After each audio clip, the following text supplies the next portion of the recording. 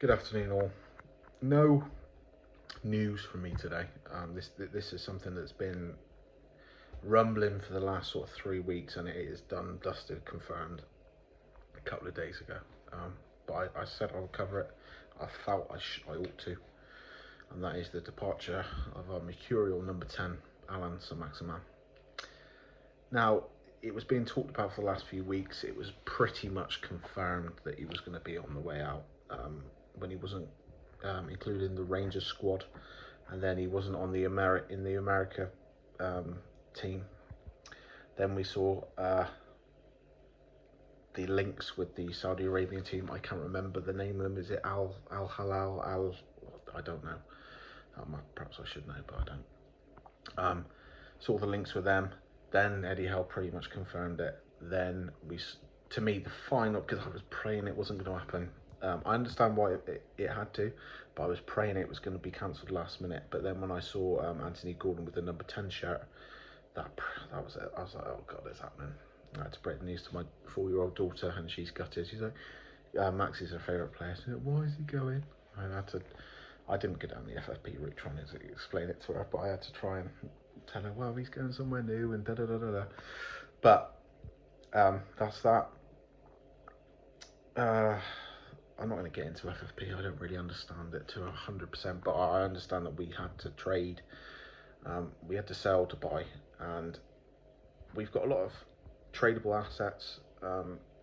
Probably top of the pile would be Alex Isak and Bruno Guimaraes, but obviously we don't want to lose them at any price. And Maximin was probably one that Eddie said, I don't really want to let him go, but if I have to, I can cope with it. Whereas if we let Isak go or Bruno go, we would have to spend upwards of 75, 80 million. I would say getting closer to double what we paid for each of them to replace them. So Maxi had to go. I hope he's not been forced out. I hope he's getting paid. I'm against the players going to Saudi for a payday, because I think at the end of the day, I'm not against people making as much money for themselves and their families as they can. However, it irritates me when you see like TalkSport and Sky Sports saying, oh yeah, they got people, oh yeah, he deserves a payday in Saudi. What? Someone who's, and I'm not talking specifically about Maxi, but take Jordan Henderson, for example. You know, he's been at Liverpool for what, 12 years? He would have been on at least 50 grand as a starting wage. So 50 grand a week. I know it's taxed, but for 12 years he's been the captain since JR finished in 2015. He's had 8 years as Liverpool captain within the Premier League, the Champions League, FA Cups, League Cups, Club World Cups. You're telling me he's not been on about 80 grand minimum? Probably, I want to say probably 120, 150. He's not been living in a council house, has he? Come on, let's just taper down. All the players need the payday, they deserve it. Like I said, I'll go either way on that. However, Maxi, my man, I hope you get paid as much money as you fucking want, because at the end of the day, he has left quietly. He could have kicked up a fuss. He could have said, I'm not doing it. He could have thrown his toys out the pram, but he's gone graciously. He's gone with elegance, with class. He's put a lovely message on social media along with the video, and I know it sounds sad as a 29-year-old father of two, as an adult, but it did make me think. I was like, I don't want him to go. But that's that is top level. The ruthlessness of top level sport at the end of the day is a cutthroat business, unfortunately. But what 4 years it's been. Maxi arrived from Nice. I think it was for about 15 million quid in the 1920 season. One of the signings that Steve Bruce brought in. Alongside the notable ones were Joe Linton and Andy Carroll for the 1920 season. I was intrigued. I wasn't excited, but I was intrigued because the main thing was Steve Bruce. It was like, oh God, you know, I know. And I took to Steve Bruce's appointment a lot better than the vast majority of Newcastle fans. A lot better. You know, in my opinion, it was like, let's give him a chance, you know. Let's not write him off before he comes in. Let's give him a chance. I mean, he provided the ammunition to be written off himself, didn't he? He wrote his own ticket time and time again, but there was intrigue for Maxi from myself. I saw the videos on YouTube that were doing the rounds on Instagram, Facebook, and all that malarkey of him doing all these tricks, flicks. You know, he's French. Is he going to be a Ben Arthur Mark II? Which pretty much turned out to be the case in terms of unbelievable talent, moments, but a lack of consistency and injuries.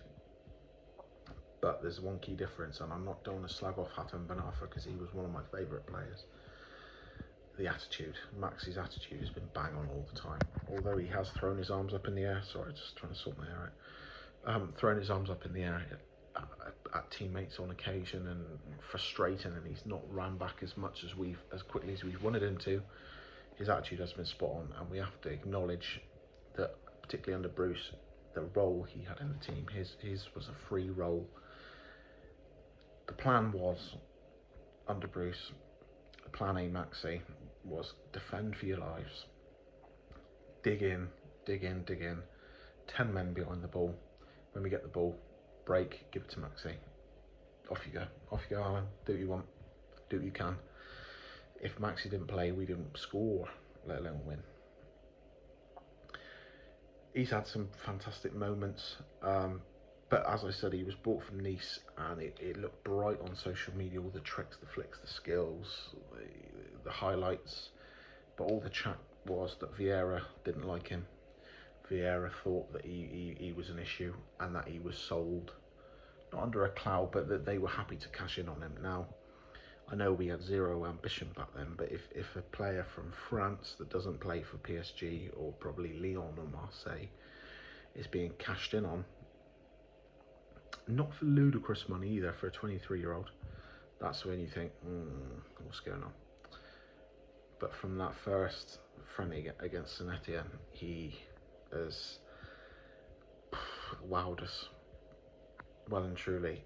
I remember the first goal he scored. I was on a work course in Cornwall, watching it in my pal's sort of his room. We were obviously accommodation digs in his room on me tablet, and I thought, Maxi scored a header against Sheffield United. I think was it a 2-0 win in that nice green kit we had, and John Joe Shelby scored the second goal, I believe. And then you had the goal against Southampton, the last goal before COVID. You know, you had some fantastic moments. Just the goals off the top of my head. There was a couple against Man United. One in particular was a volley, which I think he might have shimmed it, but it looked fantastic. You had the volley against Wolves last season in the white Saudi kit. Goal against Leeds the season before last.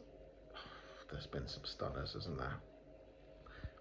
There's been some fabulous moments. You know, as I said, the Sheffield United, a rare win on the road. The cross for Isaac Hayden against Chelsea in his first season. The performance and the 2 assists against Man City last season. You know, I'm not watching Kyle Walker's every game. I'm not watching every City game. I do not watch England games, really, unless we're in a tournament. I'm not really that interested. It doesn't get me like it does most people. As soon as England are out of a tournament or lose a game, I'm over it on the way to the car, you know, and that's not me being a glory supporter. I'm just not as invested. I'd rather Newcastle win a Premier League match than or win a League Cup than England win an international tournament. You know, I would have traded us winning against Man United in the League Cup final over England winning an FA Cup, World Cup final with no hesitation. But that's by the by. Kyle Walker dealt with Mbappe, dealt with Vinicius last season.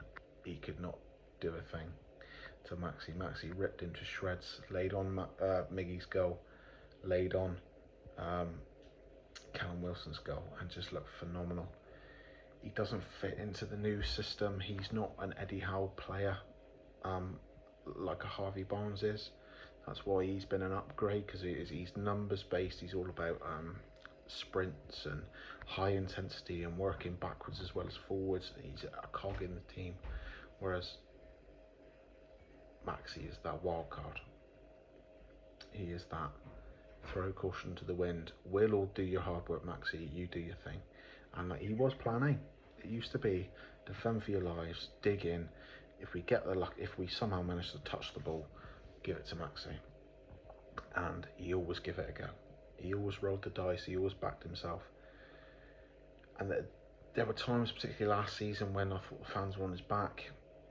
It was lovely to see that tribute at St James's Park with all the gold for him. He had a special connection with the fans. Always, you see him on social media, and it wasn't contrived, you know, staged. It was just, you'd see he would go out of his way to make time for the fans, always. And not every, unfortunately, not every superstar player is like that. We all saw that horrendous video with the Arsenal fans with that little girl last season, just completely ignoring her pretty much. And I would be so, it wouldn't happen, but I would be so embarrassed and angry if I was a Newcastle team doing that. It's sad to see him go. That goal against Wolves last season in an injury plate where he was struggling for injury, struggling for fitness, injury plagued, out of form at times. But that goal against Wolves was superb. I don't think that gets the credit it deserves. I think the Miggy volley was probably on a technical level more difficult because it's coming over his shoulder. He doesn't, and he hits it with his left foot, but he doesn't bend it. It's just a thing of absolute beauty. This goal, I think, is up there with Maxi's goal I'm on about, is up there with Paul Scholes for Villa, for Man United against Villa in 06-07, November 2006. I can remember exactly where I was in my dad's old Escort van, listening to it on 5 Live on the way home. How old would I have been then? 12-year-old. But I think it's up there. It hasn't got the aesthetic because Scholes was slightly further out. It cannoned down off the crossbar, which always looks brilliant, and he hit it up and down. This one, sort of, Maxi sort of like cuts across it, and it goes buries in the bottom corner. But what a goal! What a fucking, oh my god! But yeah, he's gone. It did. I remember sort of kicking myself for thinking this, but last season when we had the Everton game at Goodison, when Alex Isak went past about 4 players, and one of them, I think Michael Keane, he'd done 3 times, and then he laid it on and it deflected, but he laid it on for Jacob Murphy. I remember thinking, because Maxi was in and out of the team, Maxi, I think he might have been injured or he just wasn't playing. I remember thinking, if he does go, we've got another man there who can do his thing. Not to the same effect, because Maxi, on his day, probably one of the best one-on-one dribblers I've seen in the Premier League. And that sounds ridiculous, but you think about it, on his day, if you take the Maxi against Man City this season or the Maxi against Everton last season, that performance against Everton was unbelievable, by the way. I had tickets for, I've said before on this channel, I had tickets for that game, and we were up there on the I think it was a Tuesday night game, we were up there on the Sunday for the stadium tour, just a little weekend away, me and the missus, and my daughter, we come up from Cornwall, stopped in the Midlands where my wife's nan lives, and we left my daughter with her nan, and she was really ill, and we had to come back down on the Monday. But I remember watching it on the telly on Tuesday back in Cornwall, feeling a bit sorry for myself because the stadium looked electric. I should have been there, I had to sell my tickets. But Maxi, wow, what a performance, looked electric. So you take him on that form, and I don't think you'll find a better dribbler in the Premier League, particularly in the time I've been watching the Premier League, so from like 2005, 3, 4, 5. Superb talent, wish him all the best. I wish him every success. I wish him and his family well. I hope he makes all the money he wants. I hope he comes back to top level football. I can't see him coming back to Newcastle, particularly while Eddie Howe's in charge, because the writing was on the wall last season. I know he had lots of injuries, but he was always, if he was going to come on as a sub, he was always the last sub. You know, he'd always come on with like 2 minutes left. Jacob Murphy, when he was a sub, was always the preferred man. It would be Miggy off, Murphy on, always. And I think that there was a case for Maxi to be played on the right hand side a lot more. I mean, that performance against Burnley at home when we beat them 3-1, if you remember, in the 2021 season. And Emil Kraft was superb. Callum Wilson scored twice, and I think of course Maxi scored, and he was played more down the right wing, and he was superb. But yeah, the right has been on the wall with the injuries, with how there's no passengers in this team, there's no wildcards in this team. We have wildcard players in terms of talent and X factor, but they're part of the Newcastle machine. And unfortunately, Maxi was too much of a maverick, and that's why he's been deemed as a tradable asset to leave. Going to stop now because I could talk about Allan Saint-Maximin all day long. Thank you for the 4 seasons. Thank you for some unbelievable moments. Thank you for nutmegging about 50 players, trying every trick in the book, most of the time getting it right. Yeah. All the best, Maxi. Thank you. Thank you for watching the video. Please hit like and subscribe if you like the video. If you didn't like the video, thanks for watching anyway.